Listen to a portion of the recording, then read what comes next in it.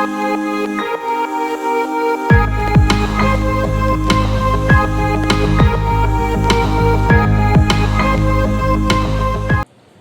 વિદ્યાર્થી મિત્રો, Saraswati group of education દ્વારા ચાલતા આ ઈ-લર્નિંગ પ્રોગ્રામમાં હું બ્રિજેશ સાગડેચા ફરી એકવાર આપ સૌનું હાર્દિક સ્વાગત કરું છું.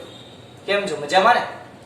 આપણે સુરેખ પથ પર ગતિ ધોરણ 11 ની અંદર ચેપ્ટર નંબર 3 એનો અભ્યાસ કરતા હતા કે જેની અંદર આપણે સાપેક્ષ વેગ જે છે એને લગતા દાખલાઓ જોતા હતા.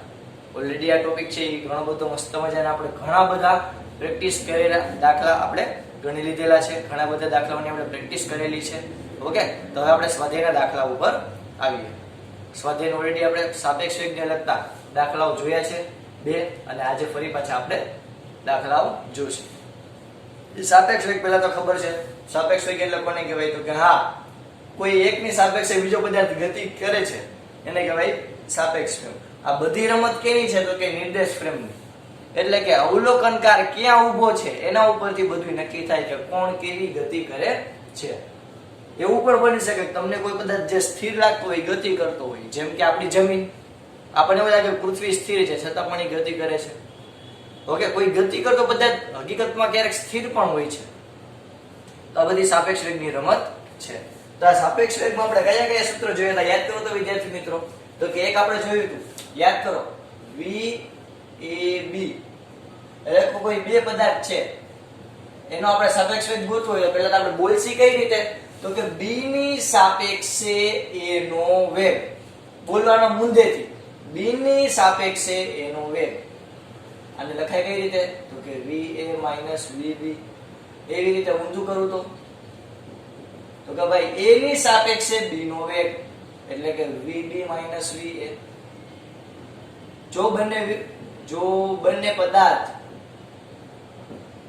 સરખી દિશામાં જાય તેના સાપેક્ષ વેગમાં ઘટાડો થાય. એટલે કે કોઈ a પદાર્થ છે એ પણ આમ ગતિ કરે છે, કોઈ b પદાર્થ છે એ પણ આ દિશામાં ગતિ કરે. આનો વેગ હોય va, આનો વેગ હોય vb, તો સાપેક્ષ વેગ કેટલો થશે? તો કે ભાઈ સાપેક્ષ વેગ જે છે એ શું થશે? તો કે બંનેની બાદબાકી. ઓકે, એટલે આપણે લખી શકીએ કે vba is equal to vb minus va. હવે તો કે જો બંને વિરુદ્ધ દિશામાં હોય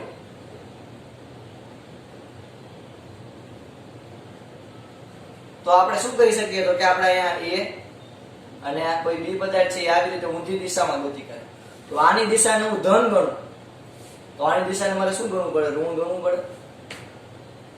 તો અહીંયા આપણે તો બંનેનો શું થશે? સરવાળો. તો આપણે એમ લખી શકીએ કે v a b is equal to va minus કૌંસમાં minus vb એટલે કે va plus v. ઓકે, તો યાદ રાખવાનું કે જ્યારે બંને વિરુદ્ધ દિશામાં હોય તો સરવાળો થાય અને બે સરખી દિશામાં હોય તો બાદબાકી. ચાલો, તો આને આપણે ધ્યાનમાં રાખી અને આપણે સ્વાધ્યાયનો કરીએ. દાખલા નંબર ક્યાં પૂછ્યા હતા છોકરાઓ? 3.8. લાસ્ટ લેક્ચરમાં 3.7 સુધી કર્યું હતું ને, તો આજે આપણે કરીએ સ્વાધ્યાય દાખલા નંબર 3.8.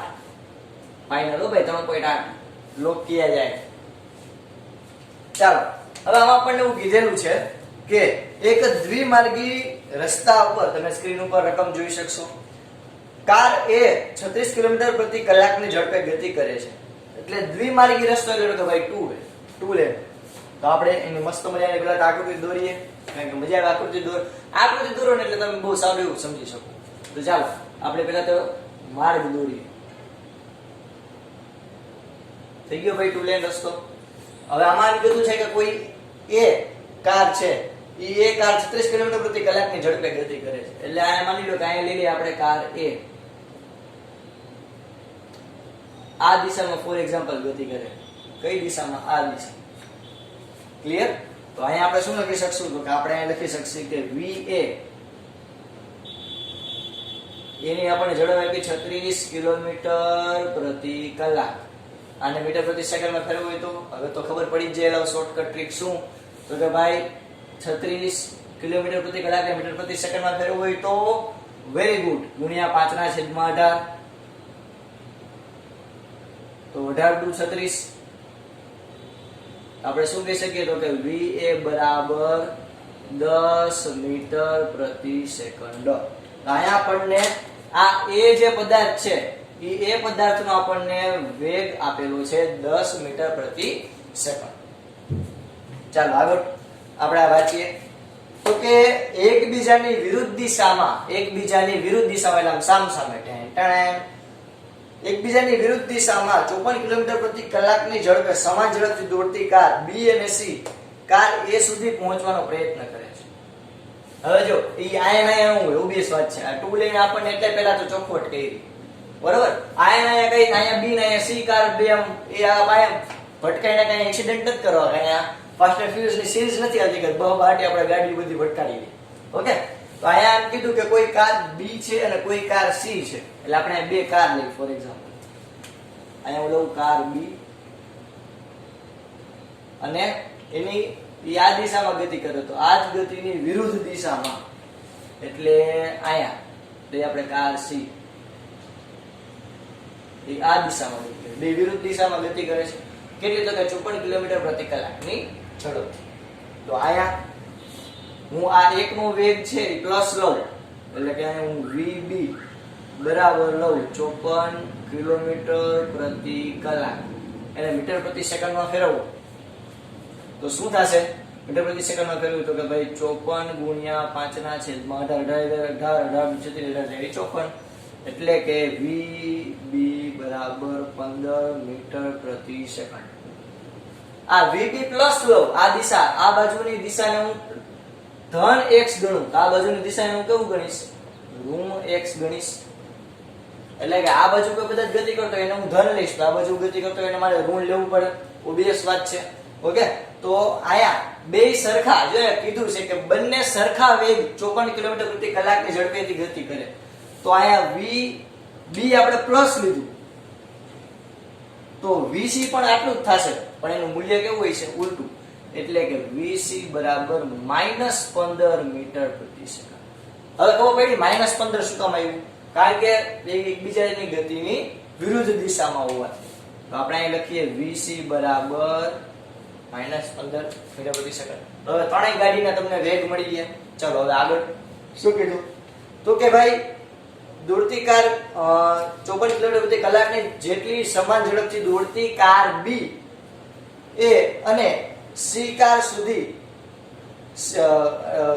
દોડતી કાર B અને C કાર A સુધી પહોંચવાનો પ્રયત્ન કરે છે. એટલે આ બંને કાર A સુધી પહોંચવાનો અહીંયા A સુધી પહોંચવાનો પ્રયત્ન કરે છે. કોઈ એક ક્ષણે કોઈ એક એવો ક્ષણ છે કોઈ એક એવો સમય AB અને AC વચ્ચેનું અંતર સમાન 1 કિલોમીટર છે. એટલે કોઈ એક એવા સમય માટે પર્ટિક્યુલર કોઈ એક ટાઈમ માટે આ A અને B વચ્ચેનું અંતર આ A અને B વચ્ચેનું અંતર જેને હું કહું AB અને B અને C વચ્ચે A અને C વચ્ચેનું અંતર બંને કેવું છે? સમાન. કેટલું? તો કે ભાઈ 1000 મીટર એટલે કે 1 કિલોમીટર.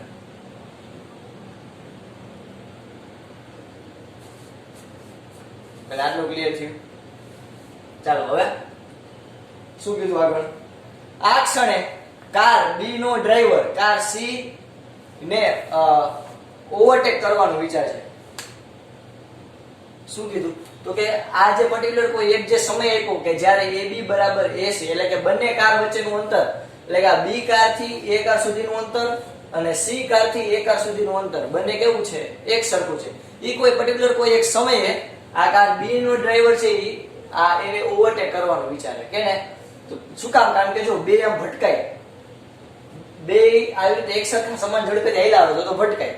એટલે આ કાર B વાળા ડ્રાઈવરે એવું વિચાર્યું કે હું ભાઈ કંઈક એવું કરું કે અહીંયાથી હું કંઈક લીવર મારી અને મારી સ્પીડ અચાનક વધારી અને પછી શું કરું તો કે જેવી આ કાર અહીંયા પહોંચવા આવે એટલે હું અહીંયાથી આમ ઓવરટેક કરું. ઓવરટેક કરીને આમ વયો જાય જેથી બે કાર ભટકાય નહીં. તો આપણે શું શોધવાનું છે તો કે B નો લઘુત્તમ પ્રવેગ કેટલો હોવો જોઈએ. એટલે કે આ કાર જે છે ઈ પણ અહીંયા આવવાની છે આ કાર પણ અહીંયા આવવાની છે. જો બે સરખા વેગથી જ આવે કારણ કે બે નો વેગ સરખો જ છે 15 મીટર પ્રતિ સેકન્ડ તો બે આમ આવશે તો અહીંયા ભટકાઈ જશે.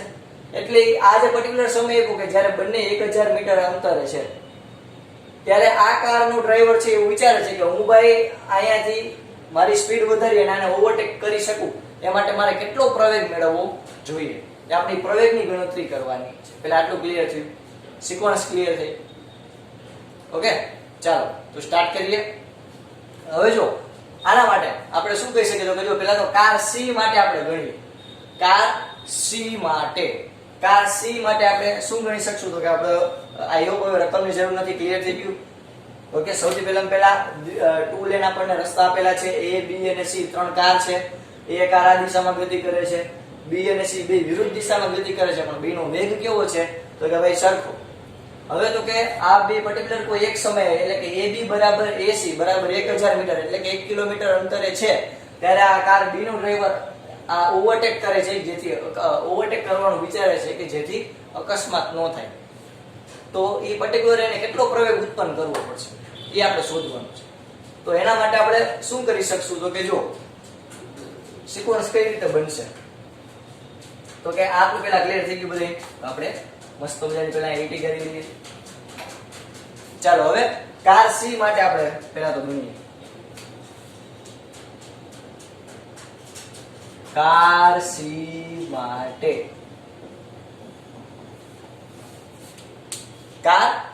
માટે A ની સાપેક્ષે C નો વેગ, આ A ની સાપેક્ષે પહેલા તો C નો વેગ આપણે ગણીએ.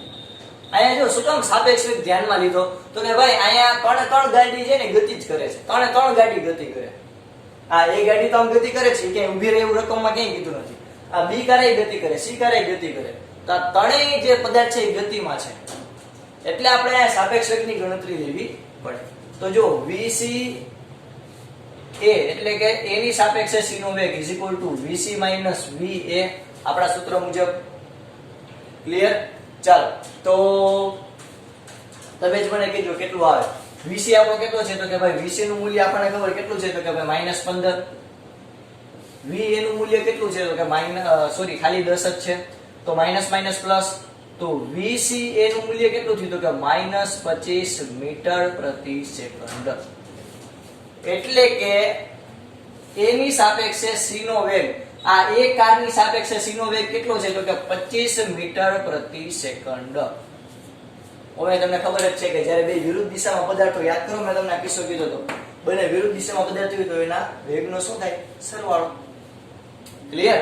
ચાલો આટલું પહેલા ક્લિયર થયું. ઓકે, હવે જો આ C કારને આ A કાર સુધી પહોંચવા માટે લાગતો સમય, આ C કાર જેમ ડક ત્યાં આવશે કે નહીં આવે, તો હવે આપણે લખીએ કે C કારને A કાર સુધી પહોંચવા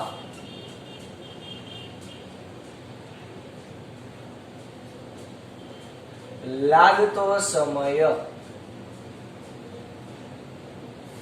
એના માટે હું કહી દઉં T. કેટલો થશે, તો કે ભાઈ આપણને પહેલા તો ખબર છે કે વેગનું સૂત્ર ક્યાં લખું અહીં લખી નાખું. તો વેગનું સૂત્ર શું થાય, તો કે અંતરના છેદમાં સમય. આના ઉપરથી સમયના સૂત્રનો પદ બનો તો સમય બરાબર શું થાય, અંતરના છેદમાં વેગ.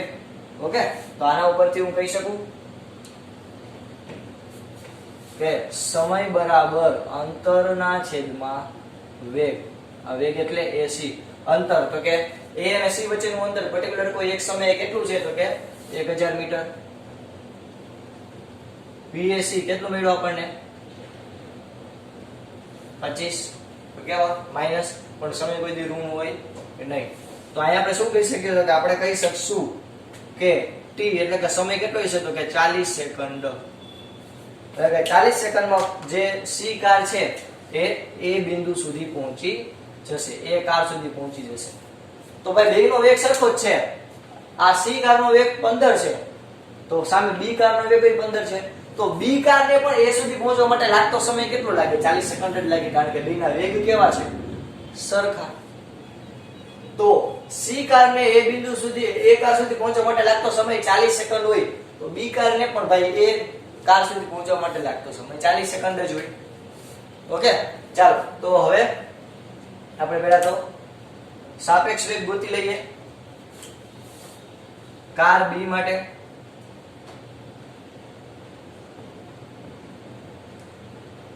VBA equal to VB minus VA equal to 15 minus 10, એટલે કે VBA બરાબર તમને મળશે 5 મીટર પ્રતિ સેકન્ડ. ઓમે તમને ખબર જ છે એલા વાલા વિદ્યાર્થીઓ કે બંને એક જ દિશામાં હોય તો શું થાય? બાદબાકી. Very very simple. તો અહીંયા આપણને b ની સાપેક્ષે એનો વેગ મળ્યો 5 મીટર પ્રતિ સેકન્ડ. હવે આપણે શોધવાનું શું છે? તો કે ભાઈ આપણે પ્રવેગ શોધવાનો છે. કયો પ્રવેગ શોધવાનો છે ભાઈ? તો કે ભાઈ પ્રવેગ શોધવાનો છે કે જ્યારે આ b કાર જે છે એ આ a બિંદુ સુધી પહોંચી જાય અને પછી કેટલો પ્રવેગ ઉત્પન્ન કરે જેથી આ c કારને ઓવરટેક કરી શકે. તો આપણે એના માટેનું સૂત્ર નિયમિત પ્રવેગી સમીકરણ હતા, એના આપણે ઉપયોગ કરશું. નિયમિત અચળ પ્રવેગી ગતિના સમીકરણ. એના માટે આપણે શું લખી શકશું? તો કે ભાઈ x ઇક્વલ ટુ VBA એટલે કે શરૂઆતનો વેગ into t plus 1/2 a t નો સ્ક્વેર. યાદ છે બીજું ઇક્વેશન? તો આના ઉપરથી આપણે શું કહી શકશું? તો કે જો x એટલે અંતર કેટલું છે? તો કે 1000 મીટર. VBA કેટલું છે ભાઈ? તો કે 5. સમય કેટલો મળ્યો આપણને? તો કે 40 પ્લસ 1/2 એ તો ભાઈ આપણો વરરાજો છે સૂત્રનો.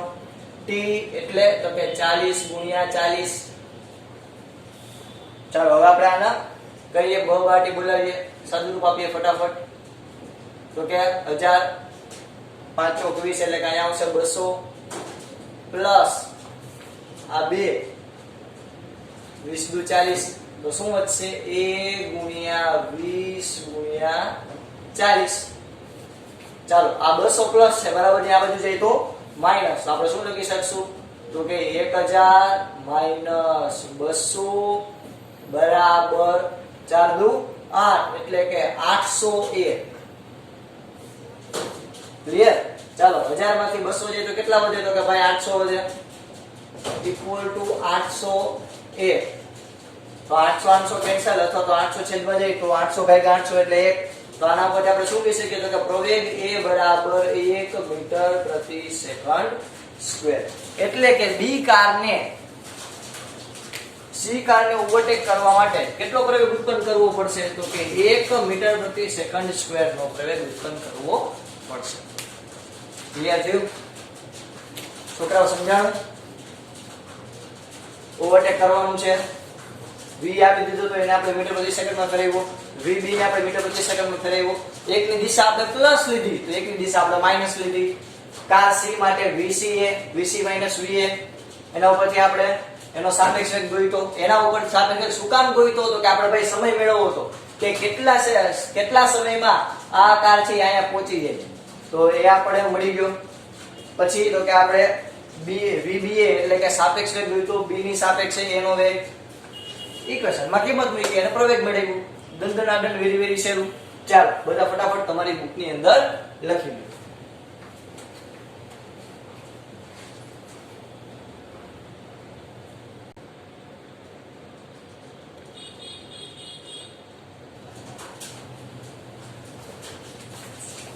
ચાલો વિદ્યાર્થી મિત્રો સ્ટાર્ટ કરીએ આપણે. ત્યાર પછી નો દાખલો. ત્યાર પછી દાખલા નંબર છે 3.9. બહુ મસ્ત મજાનો દાખલો છે. ઓકે, જો આપણે કીધેલું છે કે બે શહેર A અને B નિયમિત બસ સેવા દ્વારા એકબીજાથી જોડાયેલા છે. એટલે કે આપણને કોઈ બે શહેર આપ્યા છે. ધારો કે આ શહેર છે A અને ફોર એક્ઝામ્પલ આ શહેર છે B. આ બંને નિયમિત બસ સેવા દ્વારા એટલે કે આ બે વચ્ચે સતત બસ દોડે છે. પ્રત્યેક t મિનિટ પછી બંને બાજુ બસો દોડે છે. કેટલી? તો કે પ્રત્યેક t મિનિટ પછી. ઓકે, માની લો કે આ બંને બસ વચ્ચેનું અંતર જે છે એ છે x. આપણને ખબર નથી એટલે આપણે કહી લઈએ x. ઓકે, પ્રત્યેક t સમય પછી. ઓકે, તો પ્રત્યેક t સમય પછી અહીંયા બસ દોડે છે. તો કુલ x કિલોમીટર અંતર કાપવા માટે કેટલો સમય લાગશે બસને? તો કે આપણે કહીશું અહીં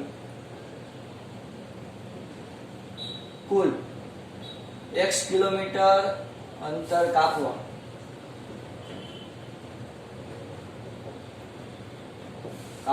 માટે બસને લાગતો સમય કેટલો આપેલો છે વિદ્યાર્થી મિત્રો આપણને? તો કે t આપેલો છે. કેટલો? તો કે t મિનિટ. t મિનિટમાં આપેલું છે. આપણે એને સેકન્ડમાં ફેરવવું હોય તો t ભાગ્યા 60 એટલે નાખશું સેકન્ડ. ઓકે, આગળ આપણને શું કીધેલું છે? તો કે ભાઈ આપણને એવું કીધેલું છે કે કલાક, સોરી, t ભાગ્યા 60. રેડી ને? કલાક. પછી આપણને કીધેલું છે કે કોઈ એક વ્યક્તિ 20 કિલોમીટર પ્રતિ કલાકની ઝડપે સાયકલ દ્વારા A થી B તરફ જઈ રહ્યો છે. એટલે આ A થી B તરફ કોઈ એક વ્યક્તિ સાયકલ લઈને જઈ રહ્યો છે. એટલે કાંઈ આપણે સાયકલ દોરીએ, સાયકલ આપણે કઈ દોરવું હોય, કોઈ એક વ્યક્તિ છે અને સાયકલ લઈને દોડી રહ્યા છે આ બાજુ A થી B તરફ. ઓકે, આપણે કીધું છે 20 કિલોમીટર પ્રતિ કલાકની ઝડપથી દોડી રહ્યો છે. અહીં આપણને સાયકલ સવારની ઝડપ આપેલી છે.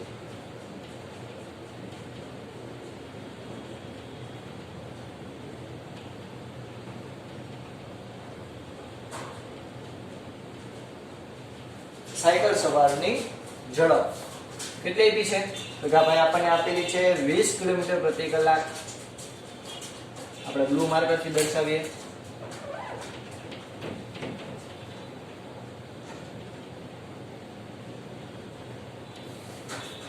ચાલો આગળ. તો કે ત્યારે તે નોંધે છે કે પ્રત્યેક 18 મિનિટ પછી એક બસ તેની ગતિની દિશામાં અને પ્રત્યેક 6 મિનિટ પછી પ્રત્યેક બસ તેની ગતિની વિરુદ્ધ દિશામાંથી પસાર થાય છે. તો આ સેવાનો સમય આપણે t, એટલે કે આ સમય શોધવાનો છે t, કે t સમયમાં એક થી જગ્યાએ બીજી જગ્યાએ વહી જાય છે.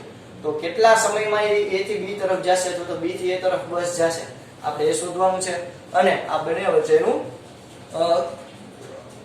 વચ્ચે દોડતી બસ જે છે એની આપણે સ્પીડ જે છે, એટલે કે એનો વેગ જે છે એ આપણે શોધવાનો છે, ઝડપ શોધવાની છે, સોરી.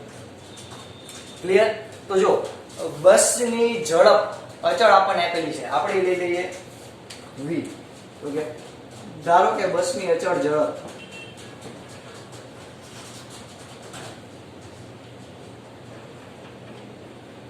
કેટલી છે? તો આપણે ધારો કે બસની અચળ ઝડપ છે v કિલોમીટર પ્રતિ કલાક. આપણને ખબર નથી, આપણે ખાલી ધારી લીધી.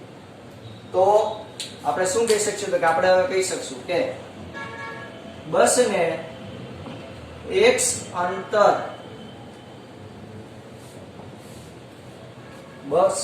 x અંતર કાપવા માટે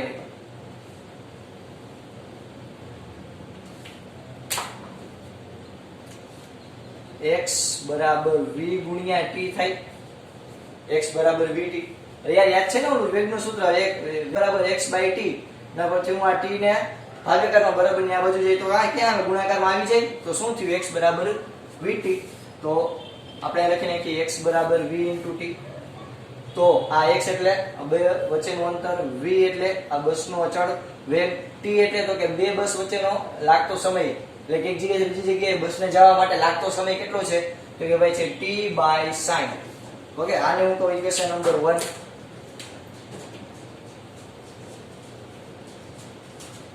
ઇક્વેશન નંબર 1.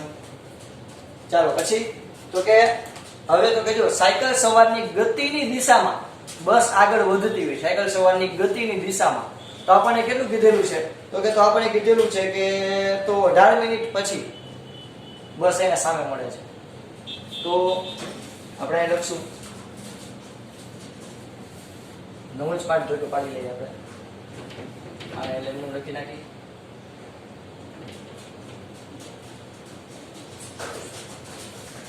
તો કે સાયકલ સવાર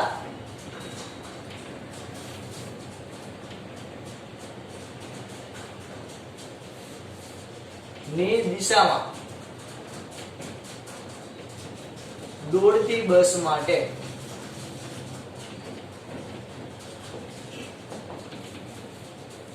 સાપેક્ષ વેગ આપણે ગણીએ કે સાપેક્ષ વેગ, તો આપણે શું કહી શકશું? તો કે એના માટે આપણે કહી શકશું, એના માટેનું વેગ અહીં લખી નાખીએ. એના માટે વેગ ઇક્વલ ટુ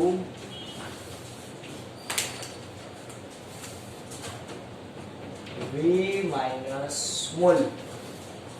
આને અમે લખી શકું સ્મોલ v છે, આ નાનો v છે. નાનો v એટલે સાયકલ સવારની ઝડપ, મોટો v એટલે બસનો ઝડપ. v v. ઓકે, તો આ માટે આપણને સમય કેટલો આપ્યો? તો કે આપણને આપેલો છે 18 મિનિટ. એને હું ફેરવું કે આ માટે સમય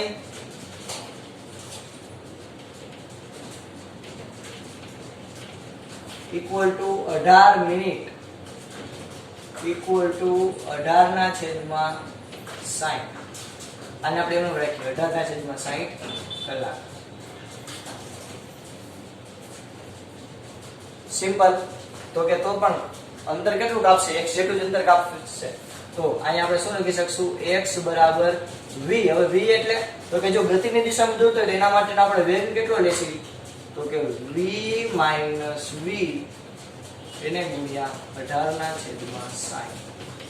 આ સાયકલ સવારની ગતિની દિશામાં હોય ત્યારે બસ x જેટલું અંતર કાપે તે માટેનો આપણને વેગ મળ્યો. હવે તો કે આ જ ફરી પાછો આપણે એપ્લાય કરીએ કે સાયકલ સવારની વિરુદ્ધ દિશામાં, સાયકલ સવારના ગતિની વિરુદ્ધ દિશામાં, આ ગતિની લખી નાખજો, વિરુદ્ધ દિશામાં દોડતી બસ માટે વેગ. હવે તમે જ કહો કેટલો વેગ થશે? સિમ્પલ યાર, વિરુદ્ધ દિશામાં, તો વિરુદ્ધ દિશામાં હોય તો વેગનો સરવાળો, તેના માટેનો વેગ થશે કેપિટલ V પ્લસ V. બસનો વેગ અને સાયકલના વેગ બેનો સરવાળો, કારણ કે બે વિરુદ્ધ દિશામાં છે. બરોબર ને? તો આપણે આના માટે લાગતો સમય, આ માટે લાગતો સમય આપણને રકમમાં કેટલો આપ્યો છે? આ માટે લાગતો સમય આપણને રકમમાં આપેલો છે કેટલો આપ્યો છોકરો? 6 મિનિટ આપ્યો છે. 6 મિનિટ એટલે કે 6 ના છેદમાં 60 કલાક. તો આ માટે x અંતર કાપવા માટે લાગતો x અંતર કાપવા માટેનું સૂત્ર શું કહી શકશું? તો કે v પ્લસ v એને ગુણ્યા 6 ના છેદમાં 60. અહીંયા આપણને 3 ઇક્વેશન મળી ગયા. ઓકે, સાયકલ સવાર પહેલા તો આ બસ માટેનું નોર્મલ સૂત્ર કે બસ x જેટલું અંતર કાપે તો x બરાબર v * t. જો બસનો વેગ v હોય અને લાગતો સમય એ t હોય તો x નું સૂત્ર થાય v * t ના છેદમાં 60. હવે તો કે આપણને બે કિસ્સા આપ્યા છે કે સાયકલ સવારની દિશામાં બસ ચાલે તો 18 મિનિટમાં સામી ભેગી થાય, એટલે કે 18 મિનિટ થાય એટલે v - v, કારણ કે બે એક સાથે છે તો સાપેક્ષ વેગમાં શું આવશે? બાદબાકી ગુણ્યા 18 ના છેદમાં 60. આ છે ને કલાકમાં ફેરવ્યું એટલે થયું. એ લાવ વેરી ગુડ. આ સાયકલ સવારની ગતિની વિરુદ્ધ દિશામાં, એના માટેનું સૂત્ર. હવે સિમ્પલ શું કરશે? તો કે આને હું કહું ઇક્વેશન નંબર 2, આને હું કહું ઇક્વેશન નંબર 3. ઇક્વેશન નંબર 2 અને 3 બેને શું કરી નાખશે? સરખાવી નાખશે. તો અહીંયા આપણે શું કરશું કે સમીકરણ 2 અને 3 ને સરખાવતા 2 અને 3 ને સરખાવવાનું છે. ચાલો સરખાવી નાખીએ. આપણે ક્યાં કોઈની શરમ?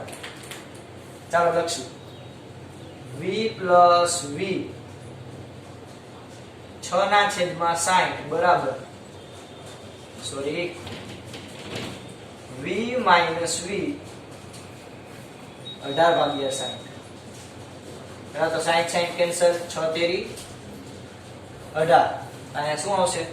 v પ્લસ v બરાબર 3v માઈનસ 3 સ્મોલ v. આ ત્રણ અંદર ગુણે કામ થાય.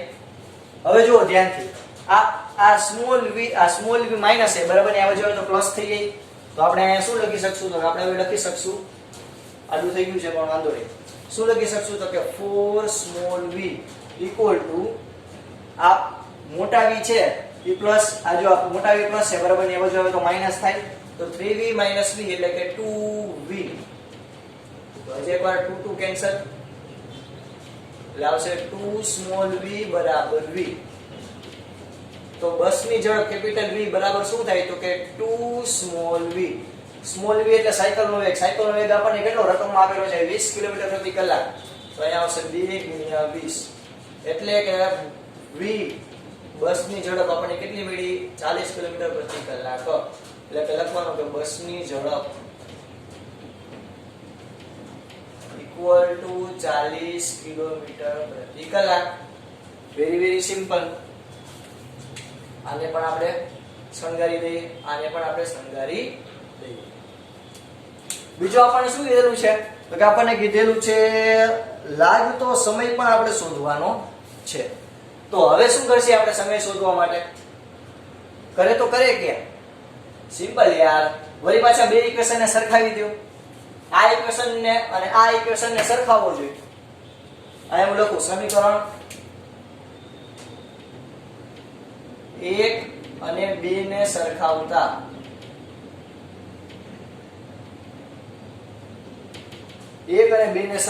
હાલો 1 અને 2 ને સરખાવી દેવા. તો કે v ગુણ્યા t ના છેદમાં 60 બરાબર v માઈનસ v 18 ના છેદમાં 60. 60 કેન્સલ. v એટલે કિંમત કેટલી મળી હમણાં આપણને? 40t બરાબર 40 માઈનસ 20 એટલે એમ થાય ને 40 કેપિટલ v એટલે 40, સ્મોલ v એટલે સાયકલ ની ઝડપ 20 એને 18 તો 40 ના છેદમાં t બરાબર 20 ગુણ્યા 18. તો આ બે વેળા તો કેન્સલ થાય 2 એટલે કે 2t બરાબર 18. તો 9 ઉડે એટલે કે t બરાબર 9 મિનિટ. એટલે કે t સમય કેટલો થયો તો કે 9 મિનિટમાં બસ એક જગ્યાએથી બીજી જગ્યાએ આવી જતી હશે. ક્લિયર? તો અહીંયા આપણને બસ જે છે A થી B સુધી પહોંચવા માટે કેટલો સમય લાગે એ પણ મળી ગયો અને બસની ઝડપ કેટલી હતી એ પણ મળી ગઈ. કેમ મળી? સિમ્પલ એલાવ. સાયકલની ઝડપ આપણે આપી દીધી, લાગતો સમય t આપ્યો એને આપણે પહેલા કલાકમાં ફેરવ્યો, કારણ કે સાયકલની ઝડપ કિલોમીટર હતી કલાકમાં હતી. કલાકમાં આપણે આને કલાકમાં ફેરવવું હોય તો ભાગ્યા 60 કરવું પડે. કેવી? ધારો કે બસની ઝડપ v, પછી શું કર્યું તો કે બસને એક અંતર કાપવા માટે નું સૂત્ર x બરાબર vt. v એટલે બસનો વેગ, t એટલે સમય આપણે આપેલું છે t ભાગ્યા 60. હવે સાયકલની ગતિની દિશામાં હોય તો બે નો વેગની બાદબાકી અને પછી ઇક્વેશન મૂક્યું 18 મિનિટ આપણને સમય આપ્યો હતો કે બે એક દિશામાં હોય તો 18 મિનિટ થાય તો 18 ભાગ્યા 60. બે વિરુદ્ધ દિશામાં હોય તો 6 મિનિટ થાય તો અહીંયા 6 ભાગ્યા 60 લખ્યું અને બે વિરુદ્ધ દિશામાં એટલે પ્લસ. પછી આ બેને સરખાવ્યું તો આપણને મળ્યો બસની ઝડપ અને આ બેને સરખાવ્યું તો આપણને મળ્યો સમય. આવડી જાય? સિમ્પલ. ઓકે, ચાલો ફટાફટ બધા તમારા બુકની અંદર લખી લો.